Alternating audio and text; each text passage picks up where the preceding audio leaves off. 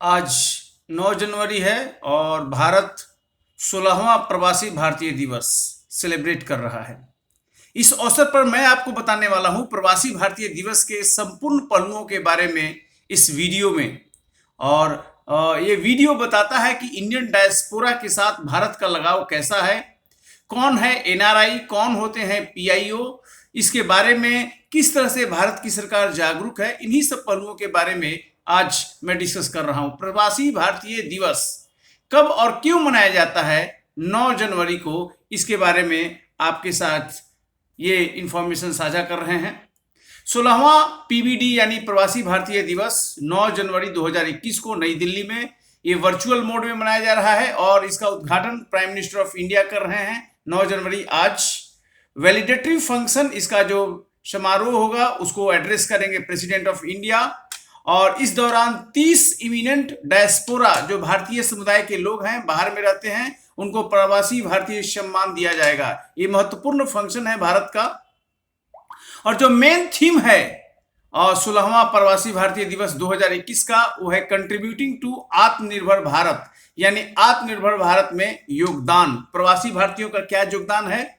और इस दौरान 2 प्लेनरी सेशन आयोजित हो रहे हैं। एक है रोल ऑफ डायस्पोरा इन आत्मनिर्भर भारत और दूसरा है facing post Covid challenges scenario in health, economy, social and international relations. प्रवासी भारतीय दिवस पीबीडी और ये सेलिब्रेट क्यों किया जाता है 9 जनवरी को, इसके बारे में बता रहा हूं। That is celebrated on 9 January to mark the contribution of overseas Indian citizens in the development of India, यानी भारत के विकास में जो भारतीय समुदाय के लोग हैं उनका जो योगदान है, उसी के एक तरह से यादगारी में उसको सम्मान देने के लिए और ये प्रवासी भारतीय दिवस आयोजित होता है। भारतीय समुदाय के बहुत से लोग विदेशों में रहते हैं और भारत के विकास में उनका बड़ा अहम योगदान है और उसी योगदान को हम लोग सेलिब्रेट करते हैं प्रवासी भारतीय दिवस के दिन 9 जनवरी को। लेकिन प्रश्न है कि 9 जनवरी को ही ये क्यों सेलिब्रेट होता है। तो 9 जनवरी is important at it was on this day in 1915 that Mahatma Gandhi, the greatest प्रवासी, returned to India from South Africa। यानी कि 1915 में 9 जनवरी के दिन ही महात्मा गांधी साउथ अफ्रीका से भारत आए थे। उनका मुंबई आगमन हुआ था और महात्मा गांधी साउथ अफ्रीका गए थे, वहां एक वकील के हैसियत से केस को लड़ने के लिए, और 1915 में वो भारत आए थे। और उसी 9 जनवरी के याद में गांधी जी का अराइवल हुआ था, जो याद में प्रवासी भारतीय दिवस मनाया जाता है। So that is very important one, provides an important platform to engage and connect with the overseas diaspora। PVD convention के बारे में बता दूं कि ये हमेशा पूछा जाता है ये सवाल कि जो प्रवासी भारतीय दिवस समारोह होता है उसको ऑर्गेनाइज कौन करता है। The ministry of external affairs, जो विदेश मंत्रालय है, वो ऑर्गेनाइज करता है एमईए, और साथ में Indian confederation of Indian industry CII इसके आयोजन करता है। और ये समारोह शुरू हुआ 2003 में, started since 2003 and earlier it was being held every year since 2003। प्रत्येक साल हो रहा था स्टार्टिंग से। Since 2015 it was declared to be held biennial, यानी एवरी अल्टरनेट डे। 2015 में हुआ कि अब हर साल ना होकर एक साल बीच करके होगा। अब पर्टिकुलर थीम डिसाइड होता है, 7 से 9 जनवरी के बीच में यह समारोह मनाया जाता है और हर कन्वेंशन का एक पर्टिकुलर थीम होता है, उसी थीम पर ये आयोजित होता है। फर्स्ट पीबीडी जो हुआ था 2003 में हुआ था नई दिल्ली में, और फर्स्ट 2003 से 13वां 2015 पीबीडी कन्वेन हुआ। इस प्रकार प्रत्येक साल 16 में ये नहीं हुआ क्योंकि ये फैसला हुआ, हमने जैसा आपको बताया कि 15 में इट वाज डिक्लेयर्ड कि अब जो है एक साल बीच करके हुआ। तो चूंकि 15 में हुआ था और इसलिए 2016 में ये नहीं हुआ। 13th पीबीडी जो प्रवासी भारतीय दिवस है वो अहमदाबाद में हुआ। That is 100th year of Mahatma Gandhi to India, that marks the 100th year of Mahatma Gandhi's return to India. तो 2015 में गांधी जी 1915 में इंडिया आए थे, तो 100 साल हुआ था, उसके मार्क में ये 13th पीबीडी अहमदाबाद में हुआ। ये इंपॉर्टेंट है प्रवासी भारतीय दिवस। 14वां पीबीडी 2017 में हुआ बेंगलुरु में, जहां चीफ गेस्ट थे doctor Antonio Costa, prime minister of पुर्तगाल। 15वां पीबीडी 2019 में हुआ वाराणसी यूपी में, wherein the chief guest was Pravind Jugnauth, prime minister of Mauritius. ये चीफ गेस्ट थे। 15वां पीबीडी जो 2019 में हुआ वाराणसी में हुआ, और 16वां पीबीडी 2021 में आज ऑर्गेनाइज हो रहा है नई दिल्ली में। एक इंपॉर्टेंट फंक्शन है जिसको प्राइम मिनिस्टर उद्घाटन करेंगे। एक क्वेश्चन आता है कि डायस्पोरा क्या होता है, what is diaspora, Indian diaspora कौन है।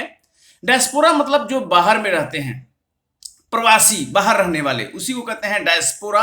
एक ऐसा प्रश्न जो अक्सर कॉम्पिटेटिव एग्जाम्स में पूछा जाता है, चाहे यूपीएससी हो, चाहे बीपीएससी हो, चाहे कॉम्पिटेटिव एग्जाम्स हो। डायस्पोरा जो प्रवासी को कहते हैं, इसमें कौन कौन लोग होते हैं, तो non resident Indians, NRI who remain outside India for more than 6 months in on visa.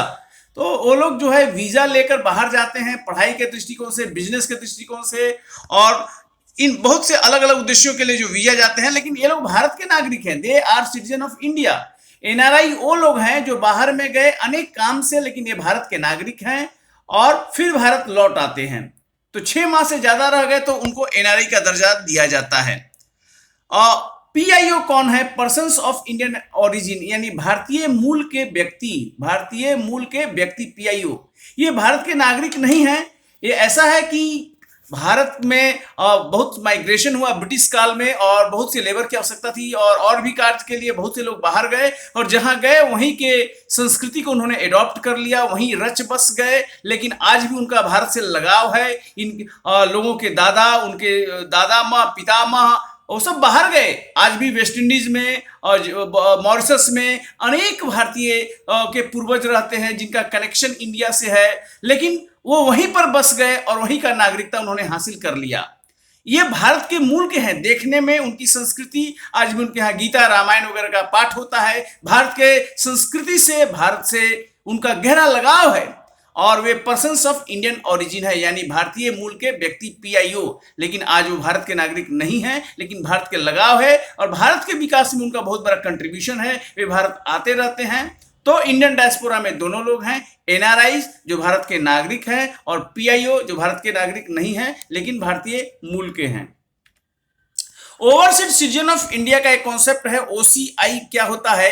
ये लॉन्च हुआ था ड्यूरिंग 4th पीबीडी 2006 इन हैदराबाद। जब हुआ था ये कन्वेंशन, चौथा जो पीबीडी हुआ था हैदराबाद में, ये लॉन्च हुआ था। और जो एलएम सिंघवी कमेटी बैठी थी 2000-2002 में, उन्होंने रेकमेंड किया था कि सिटीजनशिप एक्ट 1955 में बदलाव किया जाए, और जो पीआई हो, पर्सन्स ऑफ इंडियन ओरिजिन, उनको दोहरी नागरिकता दिया जाए। ये रिकमेंडेशन था एलएम सिंघवी कमेटी का। कमेटी के रिकमेंडेशन के आलोक में सिटीजनशिप अमेंडमेंट एक्ट 2003 में बदलाव किया गया, और उसके अनुसार उस बदलाव के आलोक में acquisition of overseas citizen of India, OCI का कॉन्सेप्ट आया by PIOs for 16 specified countries except Pakistan and Bangladesh.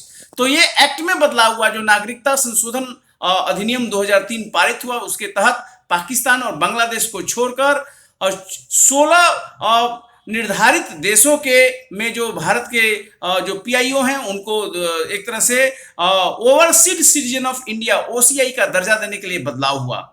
और 2005 में पुनः नागरिकता संशोधन अधिनियम में बदलाव हुआ, जिसके तहत जो ओसीआई का स्टेटस था, पहले तो केवल 16 था, लेकिन अब इसको सारे देशों के लिए किया गया जहां भारतीय मूल के लोग रहते हैं, और अगर वे ओसीआई स्टेटस भारत से चाहते हैं, एक्सेप्ट पाकिस्तान एंड बांग्लादेश।